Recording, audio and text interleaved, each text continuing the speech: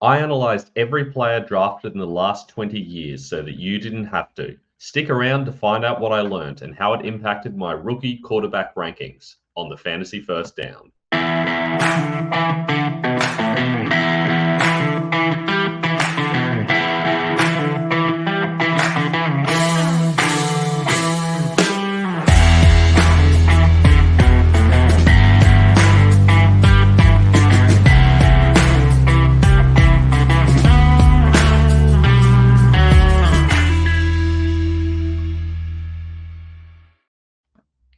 I'm Ben Wasley. Welcome to the Fantasy First Down. Today we're talking quarterbacks and we're talking quarterback hit rates. I've spent a long time over the last couple of weeks looking at every quarterback drafted in the last 20 years to analyze how successful they've been. What do we expect from this year's rookies? If you haven't already, make sure you like and subscribe on YouTube. You can also hit us up on Instagram at the Fantasy First Down, where I answer all your questions and drop my rankings initially.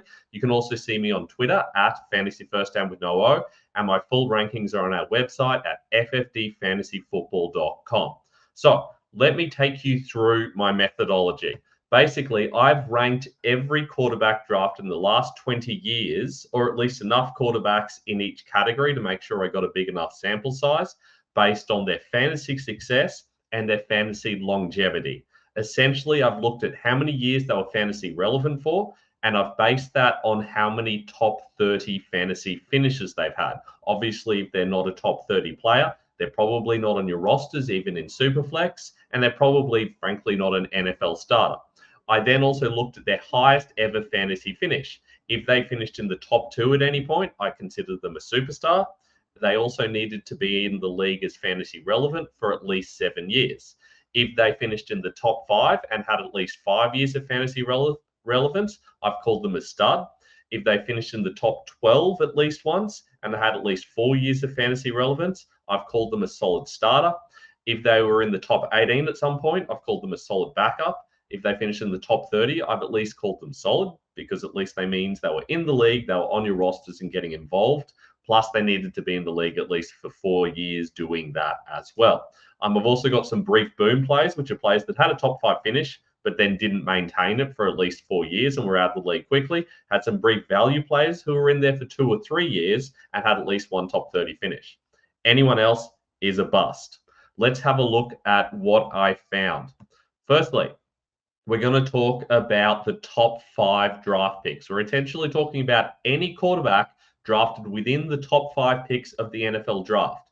Now, there's quite a few notable names here. Of the superstars, which makes up 20% of the top 5 draft picks in the last 20 years, and there have been 26 of them in total. The superstars, guys like Cam Newton, Kyler Murray, Matt Ryan, Andrew Luck, guys that hung around for quite a while. Now, I will admit, Andrew Luck was actually only fantasy relevant for 6 years, but I snuck him in there because he was so good while he was in the league. And I think in most situations, he would have stayed for a lot longer.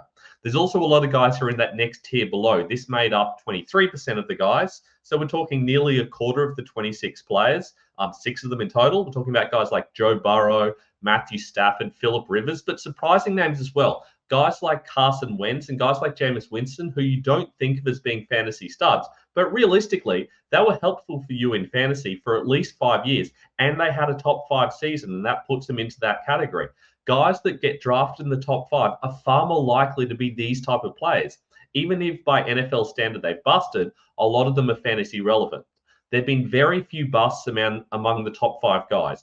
Only one first overall pick in the last 20 years as a quarterback has totally busted, and that was Jamarcus Russell. We've had a couple of other guys who've gotten quite close, plus Vince Young and Trey Lance are obviously also busts.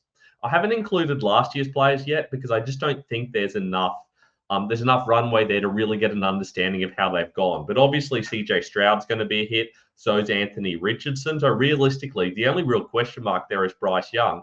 And I think this should give you quite a lot of confidence about Bryce Young as well. The fact that so many first overall picks have at least managed to maintain hanging in the league for a long time. And we're talking about nearly 3/4 of them becoming at least fantasy relevant starters for a while and hanging in the league for at least 4 years.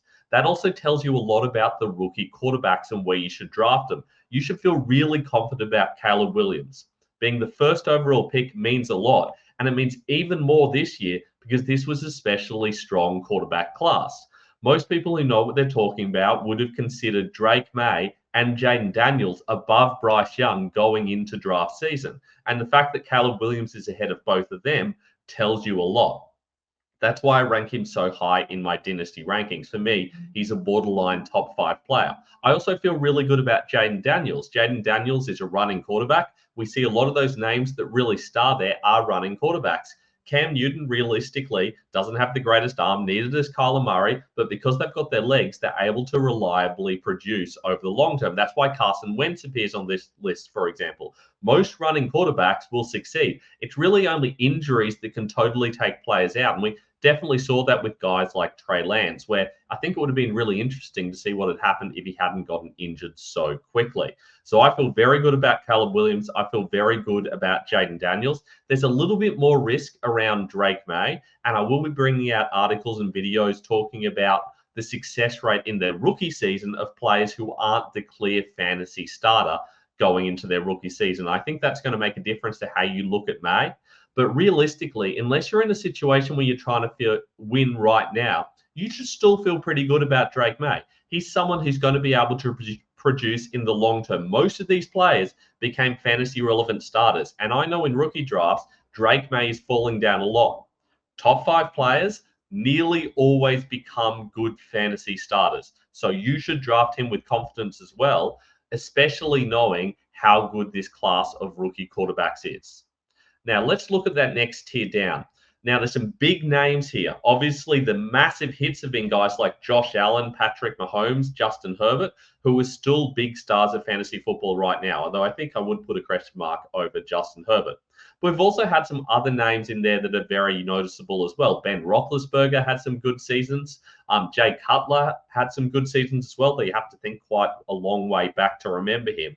But there have been a lot more busts. We're talking about guys like Josh Rosen, EJ Manuel, Blaine Gabbert, Jake Locker, guys that you don't even think about now. And a lot of you who've only been playing fantasy football for a while probably haven't even heard of. There's a very good reason for that. These guys struggled a lot more, and there are a lot more players in this section that are considered busts. We're talking about any guy that was drafted between the 6th overall pick and the 16th overall pick. Obviously, there's 3 players this year drafted in those positions. Michael Penix went 8th overall, Bo Nix went 12th overall, and JJ McCarthy was in between going 10th overall. So I feel like 6 to 15, or 6 to 16, I should say, kind of gives us the right range. Now, realistically, we've also had a couple of players in this range that have been very brief value. Guys like Justin Fields, who popped up, but realistically lost the starting job, were great for fantasy when they were around and have struggled since. If you're looking for consistent fantasy production, there's a big difference between these 3 guys and the 3 guys we talked about earlier.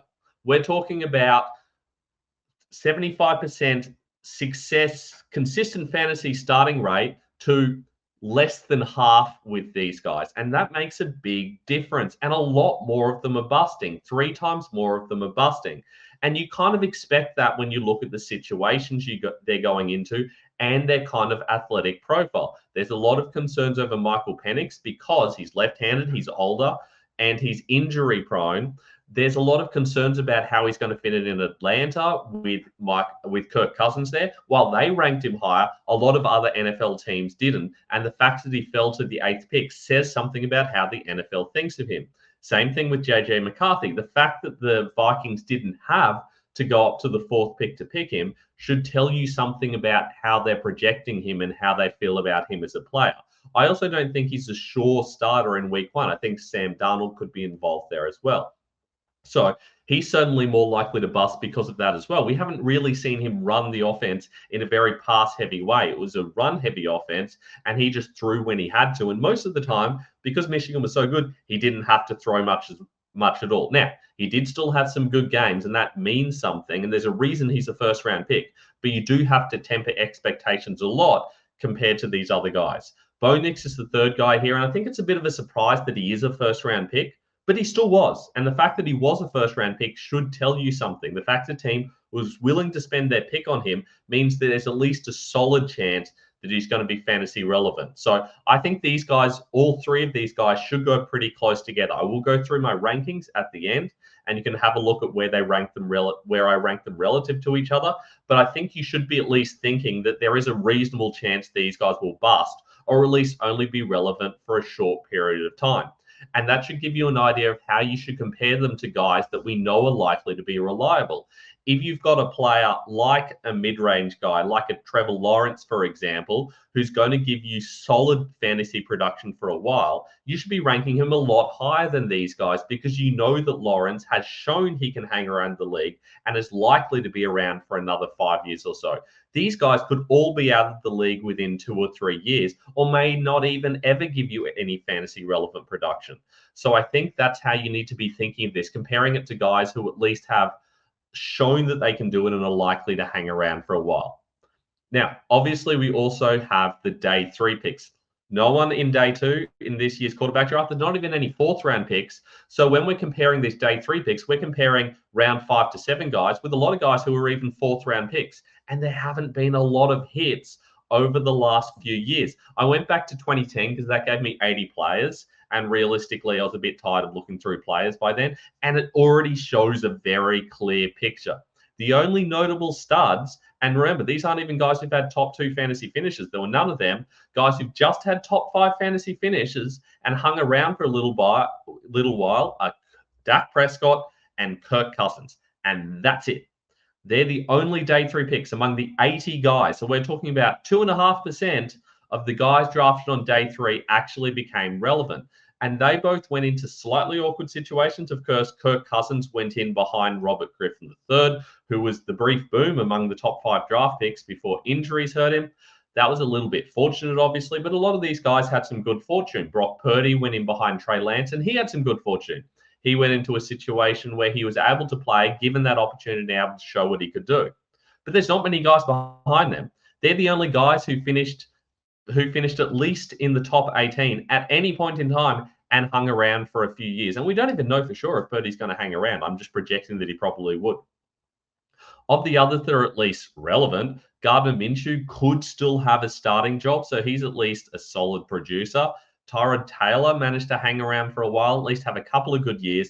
And bizarrely, Logan Thomas was drafted as a quarterback in the late rounds and ended up being a relevant tight end. So that can happen. We do see players drafted as quarterbacks and become relevant in other positions. I think there was the thought process that that might happen with Malik Cunningham, for example, in the last year or two. Taysom Hill's another guy who was a quarterback, although I think he ended up going undrafted.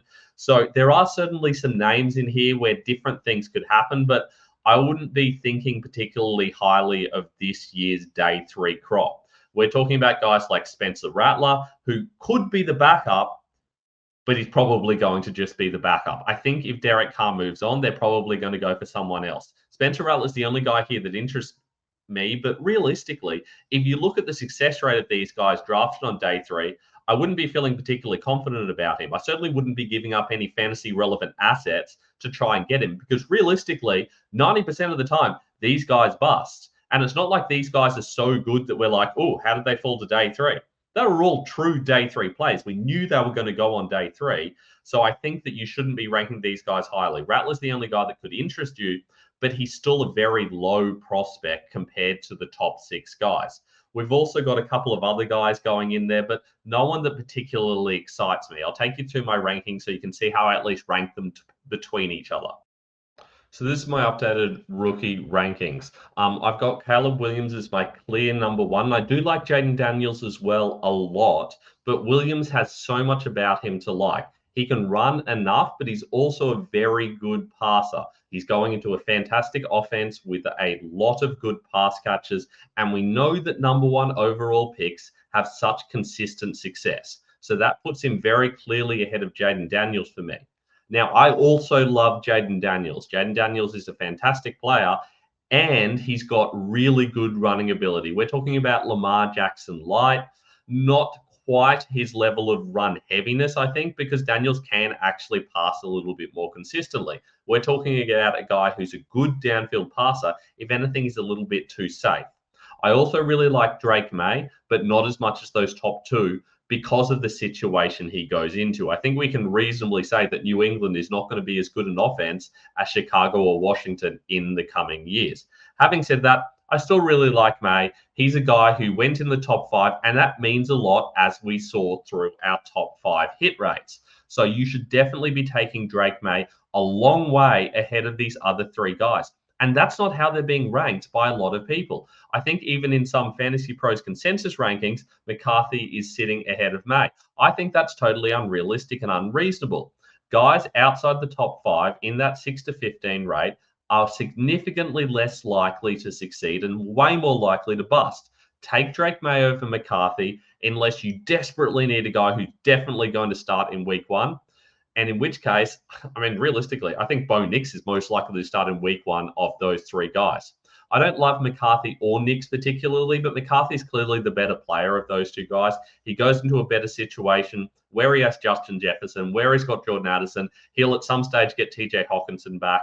I think that is generally a better team. The Broncos are a bit of a hot mess at the moment, and I really struggle to put Bo Nix ahead of Michael Penix. And realistically, if I'm not planning on winning in the next year or 2, I'm probably putting Michael Penix higher than Bo Nix and maybe even higher than JJ McCarthy because that draft spot really does mean a lot. I think within a couple of years, we'll see Penix be a better producer.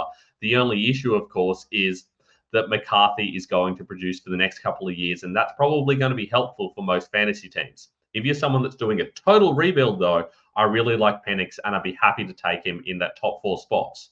Regardless, positions 4 to 6, we're all talking about good fantasy options. These guys are going to be better than most of the QB crop we get in most years. It's just that they're a long way behind the top 3. After that, there's a massive gap back to Spencer Rattler, Jordan Travis, and the others. And there's even a big gap from Rattler to Travis because being in the 4th or 5th round actually makes a difference compared to the 6th and 7th round as well. Rattler goes into a solid situation where he's probably the main backup there, and there is a possibility that he might at least get a chance. He does have a lot of upside, and there's a lot of teams that like him. I'm just not convinced that it's going to happen for him. And day 3 picks are unlikely to succeed. Same thing with Jordan Travis, obviously dealing with that big injury, which knocked him out and realistically knocked his team out of playoff contention as well. He goes to a New York situation where he can learn behind Aaron Rodgers and potentially be the guy that steps in later on. I don't think that's going to happen, though. I think in a couple of years, we see the Jets do a full reset. They end up bringing in a new rookie quarterback and they rebuild from there. I don't think the Jets are going to try to put Travis in charge and try to keep on winning. He might get a little bit of time. It wouldn't surprise me if he's a starter for a season or so, and that might be useful to you. But we saw with a lot of those day 3 guys, that's about the best they get is 1, maybe 2 seasons. Remembering that I still count someone a bust if they only have 1 season and fail to finish in the top 5. Michael Pratt goes to the Packers. I mean, realistically, he might be a backup. I actually like him better as a player than the other guys, which is why I've got him ahead of Leary and Joe Milton, who doesn't even make this list. Devin Leary has a chance of being the backup to Lamar Jackson. I don't really see the fit there in Baltimore. It doesn't really make sense for me. He's not someone that particularly interests me, and I'm not interested in Joe Milton. I know we have had situations where teams have drafted 2 quarterbacks. We saw it with Purdy, for example. I saw it with Kirk Cousins. Among the low round guys, the day 3 guys, you kind of want to be drafted behind a rookie quarterback. It's actually more likely to succeed that way. But I don't see it happening with Joe Milton. I don't think he has the talent. He has a big arm, but I don't think the Patriots are capable of making that work and teaching him how to be a good fantasy player. So I have no interest in him. And that is all I've got for my quarterback hit rates. It's the shortest show today. I will be back in the next couple of days to talk about running backs. And there's a lot more to talk about with running backs because where you're drafted with running backs makes a massive difference. And that should tell you how to rank this year's class and what to do with them compared to everyone else's rankings. That is the players who aren't rookies. As always, make sure you like and subscribe so that you can get a notification when the next video is out. Also, hit me up on Instagram at the Fantasy First Down, on Twitter at Fantasy First Down with no O, and check out our website at ffdfantasyfootball.com. I will see you tomorrow.